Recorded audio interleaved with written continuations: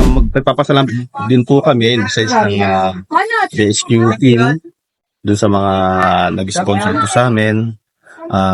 Isa po sa mga sponsor namin is yung New Concept Pharma. Nandito sa cash. Then, meron din pong mga pa-chocolates na binigyan namin sa mga lahat ng participants. Then, sa ENG, Free Love Qatar, maraming salamat din po sa binigay ng support. Yan. Then, kay Sir Rod Espiritu. And sa mga ibang anonymous donors pa po namin. Maraming salamat. Thank you.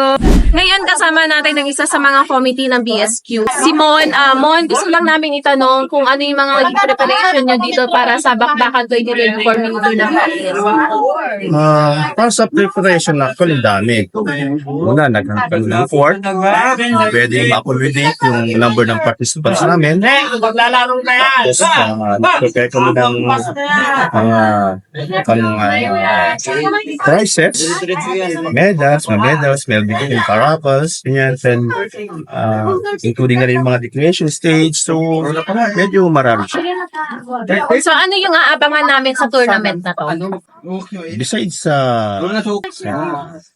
prizes, yun nga, meron kami mga gandang parables, like kanina, meron kami like na rockets, and then, syempre, enjoyment na rin, and friendship. So, yun, thank you, Mon, for the interview, and congratulations na successful ang naging mini tournament. Welcome, thank you. Bye! So, kasama natin si Kuya Marlon ngayon, and isa na sa mga committee. So, Kuya Marlon, tatanungin kita, as a part of this mini tournament, paano nyo sila pinaghandaan? Bali, pinagpulungan talaga namin to ng masinsinan. Tapos, kumonsulta kami sa mga tamang pinag-uukulan. So, until we finally come up with the decision to push through with this tournament. Okay. So, ano pa yung mga abangan namin sa tournament? Napakarami kayong dapat abangan. May mga exciting kaming parapol. So, dapat walang uuwi. So, stay tuned lang kayo mga Day. So, may parapol tayo mamaya. So, thank you Kuya Marlon. Thank you. Mga Day, kasama natin yung isa sa mga committee ng BSQ. So, si Kuya Tons. So, Kuya Tons, pwede ba namin matanong kung paano yung preparation ang ginawa niya sa mini tournament na to? First of all, maraming salamat din sa mga sumali sa tournament ng BSQ at saka sa tiwala na binibigay nyo. And then, sa mga players datan. Ito naman is paano preparation ang ginawa nyo para sa mini tournament? Kaya nag-prepare kami, nag-collect kami ng mga yung nakukuha naming pera sa everyday queuing. Every Wednesday, hindi po namin yung mga sobra.